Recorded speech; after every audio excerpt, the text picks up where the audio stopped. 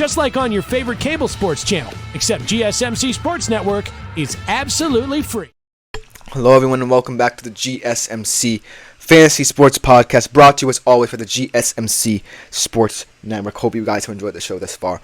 I enjoyed breaking down the betting odds, especially in college sports where the atmosphere is just incredible surrounding the fandoms involved in each and every sport. But we are now transitioning to the world of fantasy football, where after reading an intriguing article about this all-upside team, I thought, why not create my own all-upside team and see how you guys react to it. I think that my all-upside team definitely has some very interesting players on it.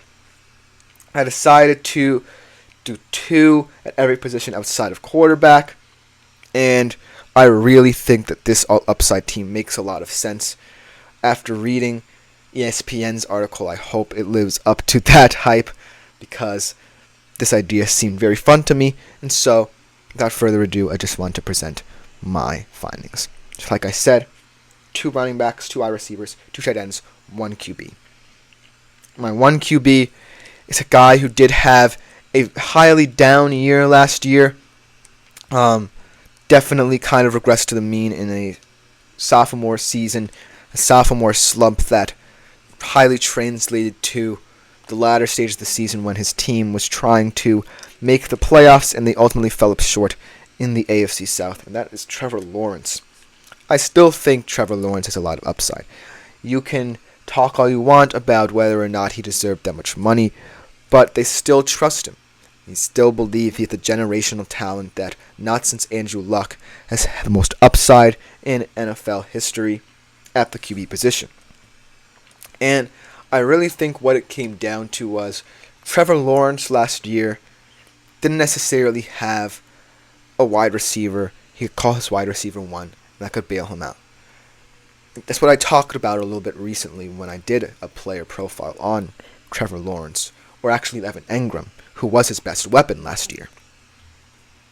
When I think about Trevor Lawrence, I think that he's most comfortable when he's familiar with at least someone's game. I like that they brought in Travis Etienne to help him in the backfield. He was his teammate at Clemson, obviously, but I really believe that Trevor Lawrence is a little fearful of being aggressive. In order to be aggressive, you need that number 1 receiver. The reason why I believe that Trevor Lawrence has a lot of upside this year, especially in fantasy, is because Brian Thomas could be that guy. Christian Kirk, when I think about him, definitely seems to be the wide receiver 1 at the moment in Jacksonville. But when I think about him, he's just all speed. He's just all verticality. He's just yards after catch. He doesn't offer you much in the way of route running. He has decent hands.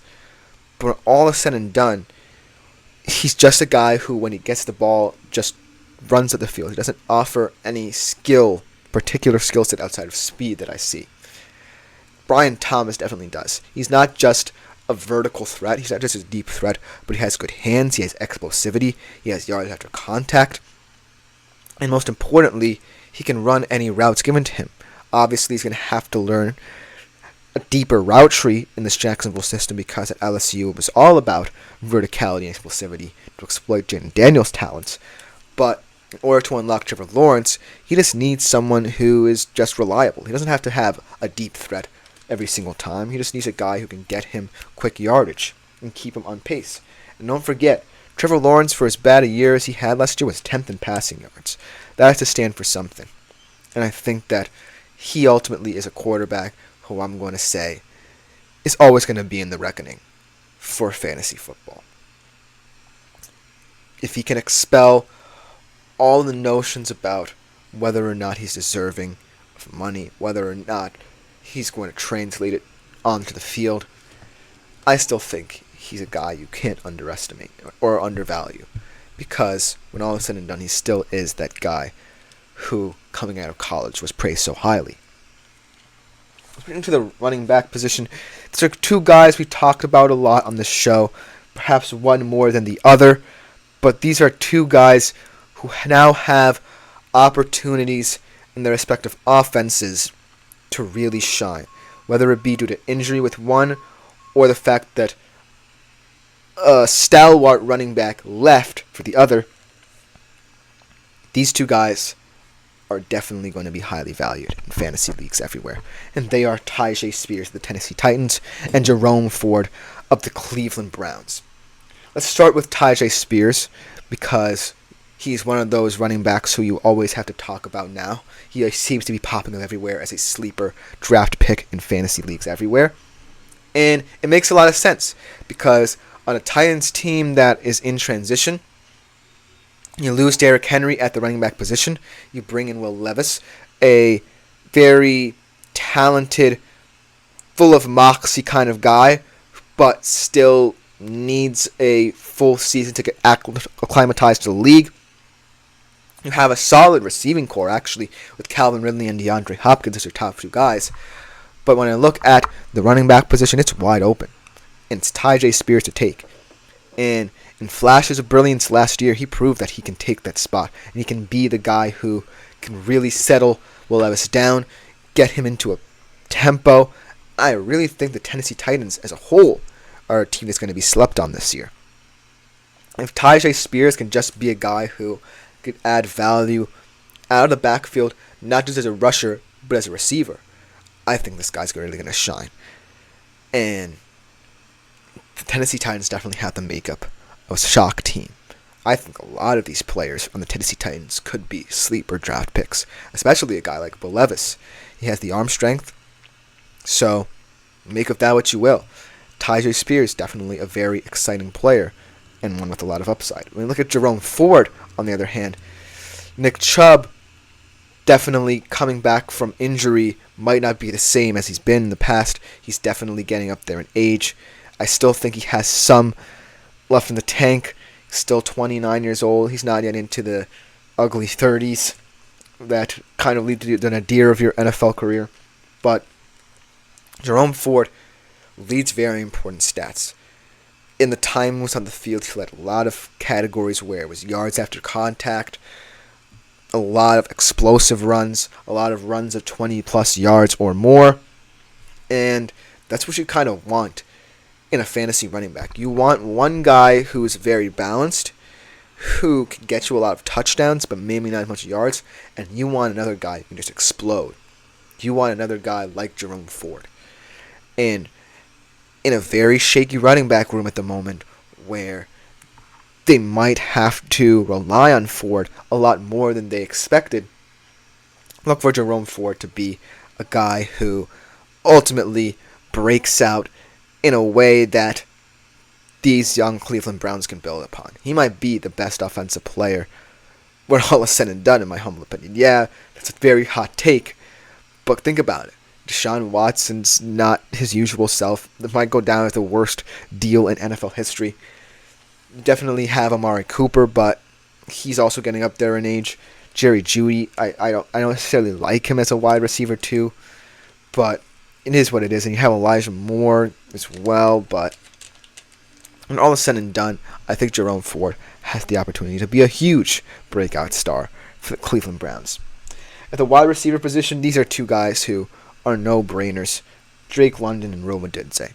Drake London for obvious reasons. He now has a quarterback who can trust. And without a quarterback he could trust, he already had two 1,000-yard seasons. And with Kirk Cousins, he's definitely not the most sexy quarterback, but he is someone who has the experience and know-how, and he had a top receiver in Justin Jefferson, who he made very happy. And he can get the ball to his top guys, obviously in a system where you want a lot of people to remain happy. You have a lot of players and weapons to work in, like Bijan Robinson and Kyle Pitts and Tyler Algier as well, if he gets some action. So it's definitely going to be very competitive, but when all is said and done, Drake London is the number one guy in the Atlanta Falcons offense. And this year especially, I think, is the year that Drake London becomes a guy, a household name in fantasy drafts, a guy that you can always look to. And Rome Odunze is just there because, well, him and Caleb Williams have the similarities of being two rookies coming into the league together, and they want to grow together as well. I think that is a very competitive wide receiver room. He definitely profiles as the wide receiver 3 on paper, in a room that includes Keenan Allen and DJ Moore. But I really think that Caleb Williams is going to rely on him a lot because of his rookie similarities, and they're going to grow together a lot. And I think those two are going to be the constants in the Chicago Bears offense, because Keenan Allen's not going to be there for as long as people expect. And DJ Moore, while he definitely profiles as a guy who's going to stay there, definitely is not necessarily a wide receiver 1 type. So I think this year is where they find that Caleb Williams and Rome Odunze can be the guys to build around. Then, last but not least, let's go to the tight end position. These two guys are guys who are just going to work the middle of the field really well and be on offenses who can be sneakily good, maybe one over the other, but two guys who really are going to get a lot of targets in offenses that kind of need their production, and Trey McBride and Brock Bowers. Trey McBride is in a Cardinals system where he might be the top quote-unquote receiver in that system. I think this offense is still going to go because Kyler Murray is back in, and I think that there's just too much upside with him at the QB position to not consider him someone who can get this offense ticking. But the wide receiver room is very thin, and Trey McBride certainly needs to be himself that he was at the latter stages of last season in order for this offense to be one of the more potent ones in the league, one of the more surprising ones in the league, nevertheless. And so I really like him in his upside as a tight end.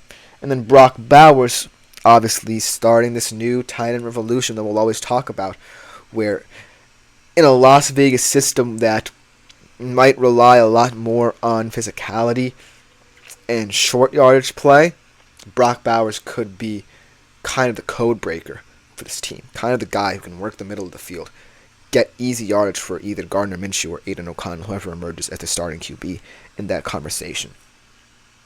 And ultimately, when I look at this all-upside team, I really like all of these players, and I really think that they have opportunities now at each respective position to shine due to whatever circumstances came about to lead them to this position.